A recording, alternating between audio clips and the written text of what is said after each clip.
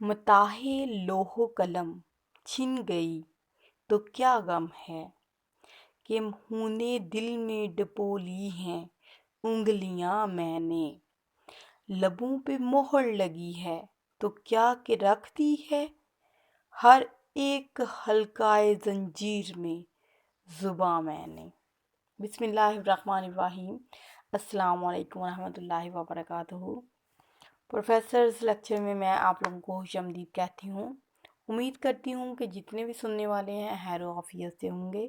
ایک چھوٹی سی عرضی ہے کہ اگر ابھی تک آپ لوگوں نے پروفیسرز لیکچر کو سبسکرائب نہیں کیا تو ابھی کر لیں تاکہ ہماری آنے والی ہر ویڈیو آپ لوگوں تک بآسانی پہنچ سکے۔ آج بہت ہی مزے کی کہانی ہے کہ کہانی کچھ اس طرح سے ہے کہ بہت پرانے زمانے میں دو دوست تھے، دونوں کاروبار کے سلسلے میں اپنے ہمسایہ ملک کے۔ شروع میں تو انہیں کوئی خاص روزگار نہ ملا اور وہ چھوٹے موٹے کاموں سے گزارا کرتے رہے۔ انہوں نے پھر قصاب کا پیشہ اختیار کیا، کسائی جس کو کہتے ہیں۔ گوشت فروخت کرنے لگے اور پھر کچھ مدت کے بعد ان کے پاس اچھی خاصی رقم جمع ہو گئی۔ پھر انہوں نے کیا کیا، فیصلہ کیا کہ وطن واپس جانا چاہیے۔ انہوں نے اپنی ساری کمائی ایک تھیلی میں ڈالی اور واپسی کی راہ لی۔ کیونکہ بہت پرانے زمانے کی بات ہے اس لیے انہوں نے ایسا ہی کیا۔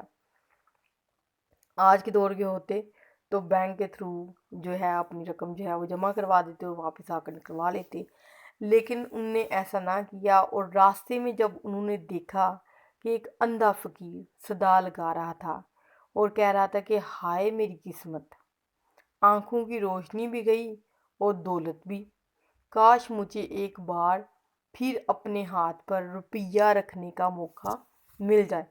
اب وہ یہ الفاظ بار بار یوں دہرا رہا تھا کہ دونوں دوستوں نے اندھے فقیر کی جب گریہ وزاری سنی تو اس سے پوچھا، بھائی تم کون ہو اور قسمت سے یوں شکوہ کیوں کر رہے ہو؟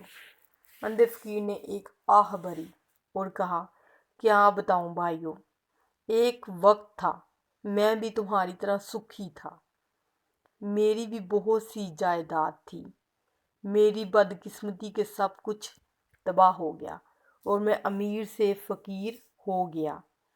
ان دونوں آدمیوں میں سے ایک نے کہا کہ مگر تم یہ کیوں کہہ رہے کہ کاش ایک بار پھر اپنے ہاتھ پر روپیہ رکھنے کا موقع مل جائے؟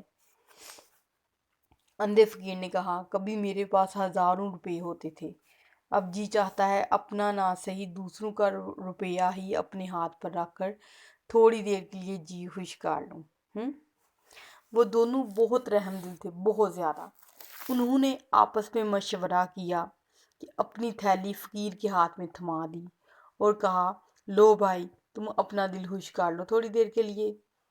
اندھے فقیر نے ان کا شکریہ ادا کیا اور تھیلی کھول کر سکے ٹٹولنے لگا۔ تھوڑی دیر بعد دونوں دوستوں نے اپنی فقیر سے تھیلی جب واپس مانگی تو یہ سنتے ہی فقیر کے تیور بدل گئی۔ اس نے کہا، کون سی تھیلی؟ کون سی تھیلی؟ کس کی تھیلی؟ وہ کہنے لگے، بس اب بہت ہو گیا مذاق، ہماری تھیلی واپس کرو، ہمیں اپنے وطن واپس جانا ہے۔ اب کیا ہوا؟ فقیر نے تھیلی کو اور مضبوطی سے تھام لیا اور کہنے لگا، کیا زمانہ آ گیا ہے، ساری عمر بھیک مانگ کر میں نے پیسہ جمع کیا اور تم میری عمر بھر کی کمائی چھیننا چاہتے ہو۔ اتنا کہہ کر فقیر چل دیا۔ ان دونوں نے فقیر سے اپنی تھیلی چھیننے کی کوشش کی تو وہ زور زور سے چلانے لگا، ارے لوگو مجھے بچاؤ، یہ ڈاکو مجھے لوٹ رہے ہیں۔ فقیر کی چیخو پکار سن کر لوگ دوڑے چلے آئے اور ان دونوں کو ڈاکو سمجھ کر پکڑ لیا۔ ظاہر ہے وہ بیچارے لوگوں کو یقین دلاتے دلاتے تھک گئے کہ پیسہ ان کا ہے، فقیر نے دھوکے سے ہتھیایا ہے، مگر ان کی بات کسی نے نہ سنی۔ جب مسئلے کا کوئی حل نہ نکلا تو لوگ اس فقیر اور دونوں آدمیوں کو بادشاہ کے دربار میں لے گئے۔ اب بادشاہ بہت عقل مند اور دانا تھا، جیسے بادشاہ کو ہونا چاہیے۔ اس نے پہلے فقیر اور پھر دونوں کی کہانی سنی۔ کچھ غور کرنے کے بعد اس نے ایک بڑی سی کڑاہی منگوائی اور حکم دیا کہ اس کڑاہی میں پانی ڈال کر گرم کرو۔ دونوں آدمی بادشاہ کا حکم سن کر ڈر گئے۔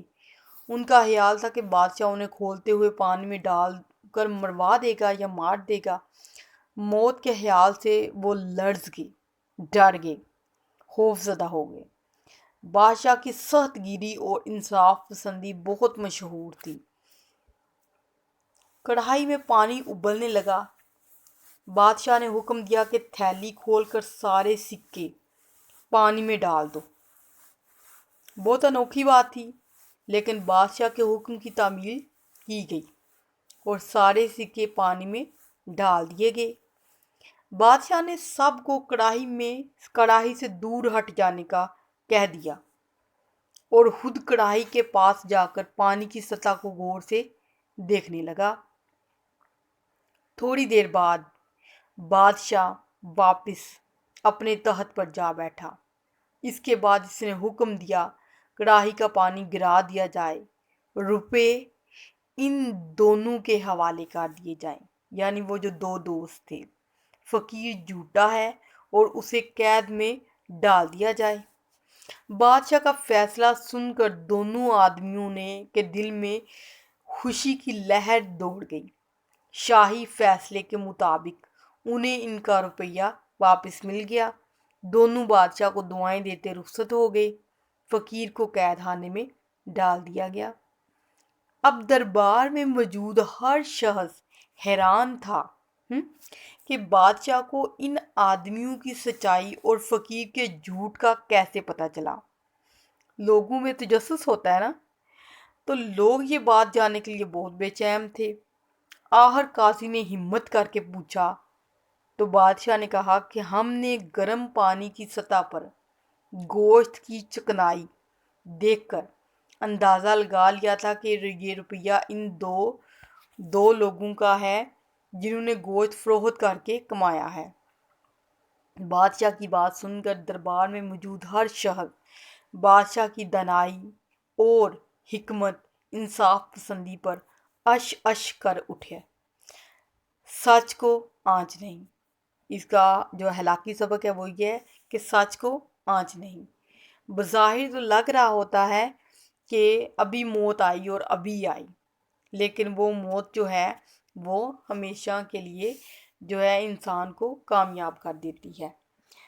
اس میں اور بھی جو استاذہ کرام ہیں وہ پلیز ذرا بچوں کو بتائیں کہ دھوکہ دہی، جھوٹ بولنا، جھوٹ بول کر کسی کی چیزیں ہڑپ کر لینا یا کسی کا مال ہتھیا لینا، یہ بہت ہی برے افعال ہیں، بہت برے فعل ہیں۔ ان سے بچنا چاہیے اور درگزر کرنا چاہیے، دور رہنا چاہیے ایسی چیزوں سے۔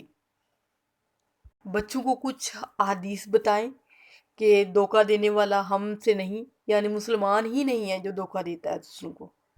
اور اساتذہ کرام مختلف جو سوالات ہیں وہ بچوں سے پوچھیں، یعنی کہ دو دوست تھے، ٹھیک ہے، ان نے کون سا پیشہ اختیار کیا اور اندھے فقیر نے کون سی صدا لگائی، مطلب کون سے الفاظ وہ دہرا رہا تھا، کس بات کا اس نے فائدہ اٹھایا، بادشاہ نے کیسے مسئلے کو حل کیا، اور کہانی میں جو پوشیدہ سبق ہے، اخلاقی سبق، وہ کیا ہے، اور بادشاہ نے جو سچ ہے اس کا کھوج کیسے لگایا۔ اگر آپ بادشاہ ہوتے، ٹھیک ہے، تو آپ کیا کرتے اس کی جگہ پر، ٹھیک۔ آپ کو کہانی کیسی لگی آپ لوگوں نے کمنٹ سیکشن میں ضرور بتانا ہے، اور ویڈیو کو لائک کر دیں، شیئر کر دیں، اور اگر آپ لوگوں نے ابھی تک چینل کو سبسکرائب نہیں کیا تو ابھی کر لیں تاکہ ہماری آنے والی ہر ویڈیو آپ تک سب سے پہلے اور بآسانی پہنچ سکے۔ اپنا اور اپنے پیاروں کا خیال رکھیں، تب تک کے لیے اللہ حافظ۔